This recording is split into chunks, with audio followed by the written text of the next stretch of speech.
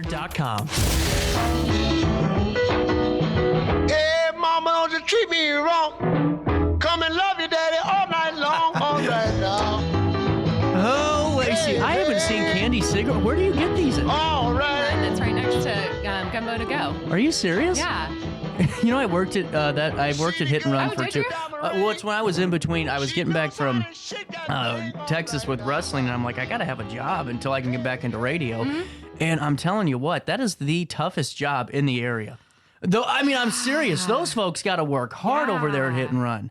Man, it's busy. Right. Hey, when people are driving up and you have to take care of them. And so you know what my breaking point was? What Whenever was it? I didn't put light ice in the soda, and I got yelled at, and I said, they can have it. They can have it. It's for tougher souls. Tougher souls than CJ. That's why I didn't stay, but you got to be good to be there, and they are talented over there at Hit and yeah, Run. they're all really nice. So you wrote about the circus, I did. and that's pretty much my life, so I connect with it pretty well. But this is so. What I think so cool about your articles is I try to go back to like 1924 CJ. What would that look like? And am I talking into a drop-down microphone, and it's like breaking news? Welcome in, alert, alert. Or, the one lady that worked for the radio station that would just chain smoke one after the other and always hit her cough button and all. She was great. I mean, she was so talented. Anyway, it doesn't matter. Yeah. But I just try to put my perspective in there. And like the circus is the biggest thing that could come to your town besides the World's Fair. Yeah. Right? Yeah, it was huge. And because the circus usually traveled by train, all the circuses traveled by train. Yeah. And Alton was a big train town. The circus came through just about every year. A circus might have come through every year. I know the Hagenbeck Wallace circus that I'm talking about today, I found Alton on their train schedule for most of the years. I couldn't find all of their schedules, but for all the ones that I could find, really fast. Alton was on it. Was Alton on that just because of it being a bigger municipality at the time? Because it was just such a large, it was an undefined area for the most, or not undefined, but it was a lot bigger than and dense in population. Oh yeah, there were lots of people, and also it was right on the train line, so it was easy for them to come. And you could just hop off and yeah, go. Yeah. Now, how did they get all that stuff off the train? Well, you know what? Okay, they had mules and horses and other animals. Sometimes the I want to smoke today. Sometimes the elephants actually were part of helping set things up, not just part of the show. That's really cool. Yeah. So they had to load up the elephants and let them carry some stuff? Oh, yeah. And I don't know if that was mostly just to entertain the people that were watching. I don't know how helpful the elephants really were, or if it was Imagine Sarah McLaughlin if she was back in them days. You know what? It was bad. This was the way to see animals, because zoos were not the way, you didn't have zoos the way that we do now. The St. Louis Zoo had just started, but they didn't have as many animals. I don't think they had as many animals as most circuses. But also the circuses the animals were very confined for most of the time. They were in small train cages. Right. So it was not a great life for the circus animals. And I'm sure, too, even to go to a zoo back in 1924 is more like you have to plan for that event. You can't just hop in the car like you can today and go over. I mean, you could.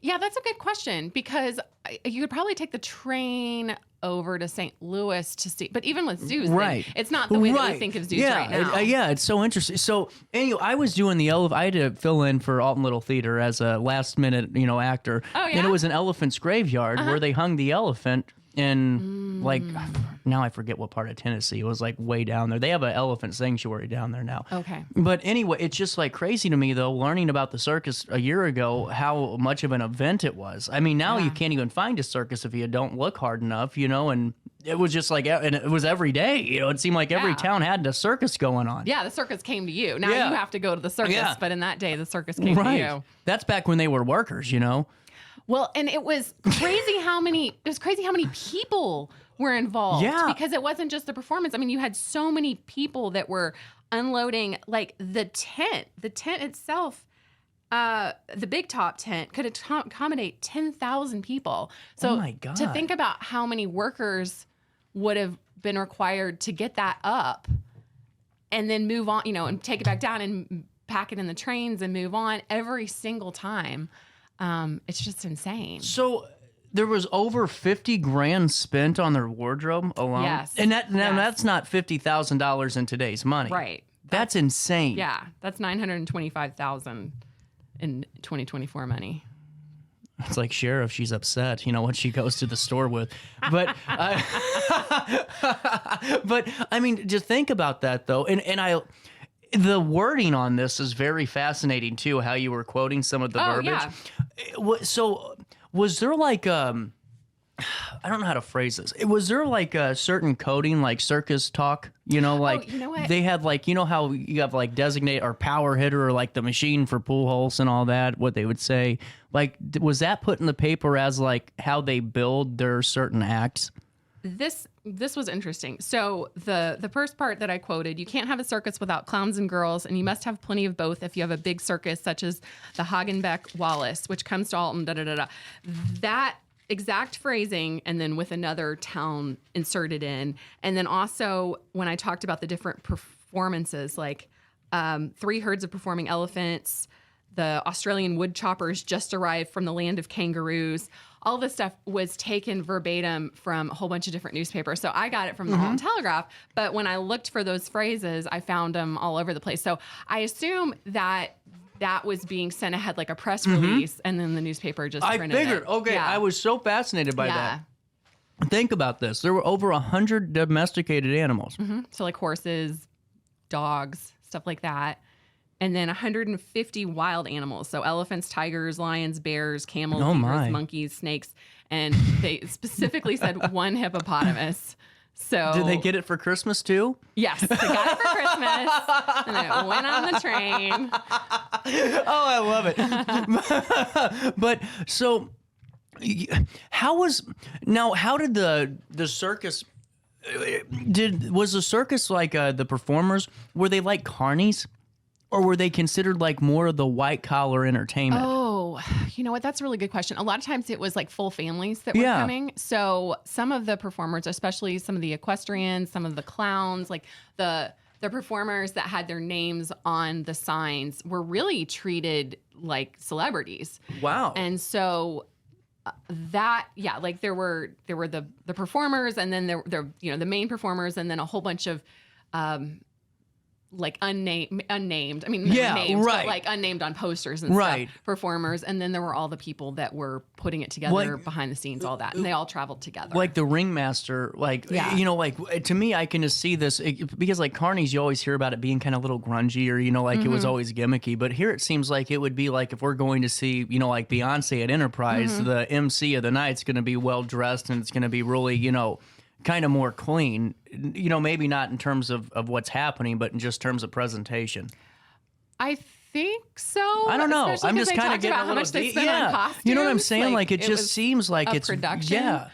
And I also, I mean, they were also on the train for 50 weeks out of the year. So God, that would suck. How smelly you gotta be. Yeah, exactly. Oh, so dirty might be part of that life. But yeah, I mean, it was certainly a production. I didn't put it in the article, but there was one thing that I found. I don't think it was this year, but one of the years there was a lawsuit because the circus came to town and they put the posters all over businesses that they hadn't gotten permission to put. No way. Yeah. And so the businesses were asking for the funds in order to get those taken down so they didn't have to spend their own money to take down these circus signs after the circus was gone and they were just left with the tattered signs that were up really high. That was part of it too. It wasn't something you could just get a little ladder and get stuff off. They were put up high on buildings. So sometimes businesses agreed to that, and then occasionally, apparently, the people came because there'd be like an advance crew that would come to town, like get everybody hyped up, put up the posters, and then the circus would come through after that. No, so you had Ringling and Barnum. Yes, but where did Hagenbeck-Wallace kind of fit into that hierarchy? They were the second biggest is what it said. It was also really confusing because circuses kept combining and getting different names. So for a while, I want to say the Wallace Circus was really the one that was focused on animals, wild animals.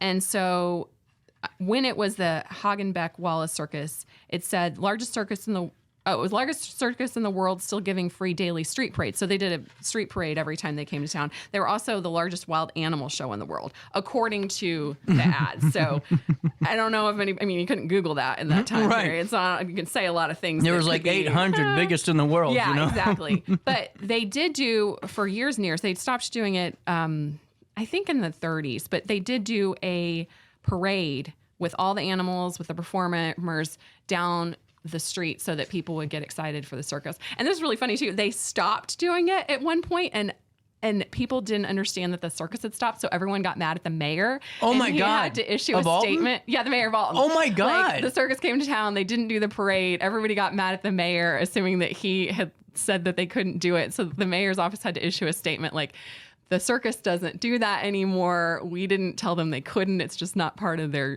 shtick. So that was pretty funny. Oh my God. I know. I want to say that was like 1928 or early 30s, so a little bit later than this. Was it one of those things where, like in the Telegraph back in the day, I'm sure that you had opinion pieces written. Was there any like opinion pieces wrote about, their experience as a family going to the circus that you could find or anything like that? I didn't see anything for 1924 like that. I'm not sure. A lot of the more opinion pieces were really more like I'm sure they were. I just didn't know if someone ever put out, hey, we went as a family and we had a good time and we saw the, elephant squash a balloon. That was usually later, it would be somebody talking about their memories. So gotcha. If I could look in the 1960s, that makes sense. They would have that. A lot of the news parts of the newspaper in the 1920s, there would be different, there would be one person that wrote a column, the columnist. Right. Yeah. So there was one about driving called Give 'em Gas. And there was one that was called Stray Scraps that was just about little things that were happening around town. And that guy wrote a lot of poetry too. So sometimes there'd be a poem in there. But yeah, so I think those memories of the circus would be in later newspapers. Now, did they have a big crowd in Alton when they had? Was it like a citywide event or was it like a neighborhood specific or maybe it was citywide. I don't know if they filled up the 10,000 person tent, but they certainly had a lot of people go. It talked about the kids watching the tents being erected, and the elephants, and getting to see all the animals beforehand. So even if you couldn't afford the admission between the parade and the setup, you got to see It's crazy how much our country's evolved in 100 years. Think about it. Our kids now are on Snapchat watching people fly jets that aren't theirs, and then it used to be watching somebody put a tent up. You know what I'm saying? Think about that. That was 100 years ago.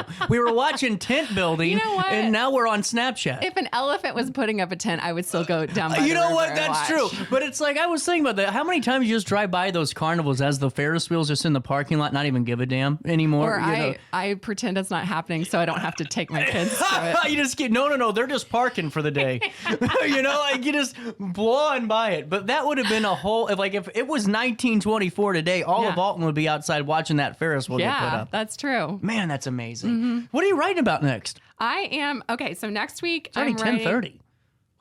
We've been flying through this one. I am writing about, this one it required so much research because I couldn't figure it out at first. It was an attraction where you drove your car up and down hills and you had to pay for it. Somebody constructed this. Stop.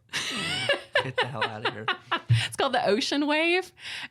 And they constructed it in a farmer's field. And then had a bandstand and a lemonade stand. And then it didn't do very well, so the guy left town. It was a whole thing. But that sounds fun. It was so I had to figure out what it even meant. And then I couldn't find any pictures that were even close related. The best I could find, apparently they used to build these wooden tracks that you could drive your car on. And but I didn't want to put those pictures in because this was literally just dirt mounds. The mine car at Six Flags would be more entertaining than that.